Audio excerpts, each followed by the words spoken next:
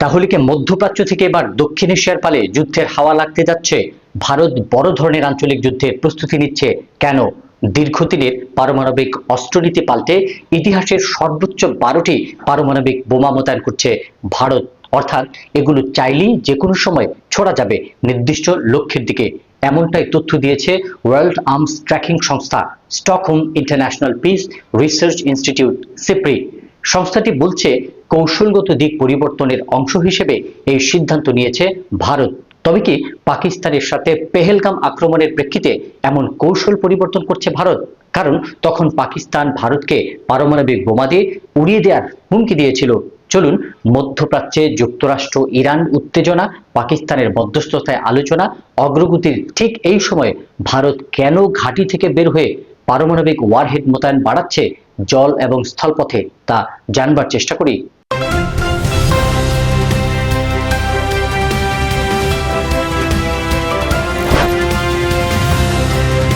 প্রতিবেদনে দাবি করা হয়েছে, মিসাইল লঞ্চার ও নতুন পারমাণবিক সাবমেরিন নিউক্লিয়ার ওয়ারহেড প্রস্তুত রাখা মূলত ভারতের বড় ধরনের যুদ্ধের প্রস্তুতিরই সংকেত।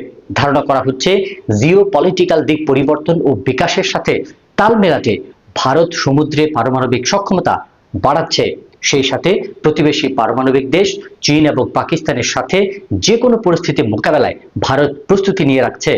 আপনাদের নিশ্চয়ই মনে আছে 2025 সালে পেহেলগামে সন্ত্রাসী হামলার জেরে পারমাণবিক শক্তিধর ভারত এবং পাকিস্তানের মধ্যে বিশ্বের প্রথম ড্রোন যুদ্ধ হয়েছিল দক্ষিণ এশিয়ায়। এই পরিস্থিতি পাকিস্তান ভারতকে পারমাণবিক বোমার হুমকি দিয়েছিল। ভারতও কঠোরভাবে প্রতিরোধে হুঁশিয়ারি দিয়েছিল। অনেকেই তখন ধারণা করেই নিয়েছিলেন যে এই বুঝি ভারত পাকিস্তানের মধ্যে পারমাণবিক যুদ্ধ শুরু হয়ে যায়। পরমাণু না হলেও আগামী কয়েক বছরের মধ্যে ভারত পাকিস্তানের মধ্যে যে মিসাইল যুদ্ধ হবে এটি কিন্তু অনুমান করাই যাচ্ছে। এরপর থেকে হয়তো ভারত পারমাণবিক কৌশলে পরিবর্তন আনা শুরু করেছে। তাছাড়া বিশ্ব শক্তি হয়ে ওঠা ভারতের দীর্ঘদিনের লালিত স্বপ্ন, সেটি হতে গেলে পরমাণু ছাড়া কোনো বিকল্প নেই। স্টকহোম ইন্টারন্যাশনাল পিস রিসার্চ ইনস্টিটিউটের তথ্য অনুযায়ী ভারত ও পাকিস্তানের প্রত্যেকের কাছে প্রায় 170টিরও বেশি পরমাণু অস্ত্র রয়েছে। সিপ্রি বলছে 2026 সালের জানুয়ারি পর্যন্ত ভারত অন্তত 190টি পরমাণু বোমা বানানোর পরিকল্পনা করেছিল। হয়তো সেটি তারা অর্জন করে ফেলেছে। এএসআইপিআরআই ধারণা 24 সালের জানুয়ারি পর্যন্ত বিশ্বব্যাপী 12,121টি নিউক্লিয়ার ওয়ারহেড রয়েছে। এর মধ্যে প্রায় 9,585টি সামরিক ভান্ডারে মজুত রাখা হয়েছে, আর 3,904টি সক্রিয়ভাবে মোতায়েন করা রয়েছে যে কোনো সময় হামলার জন্য।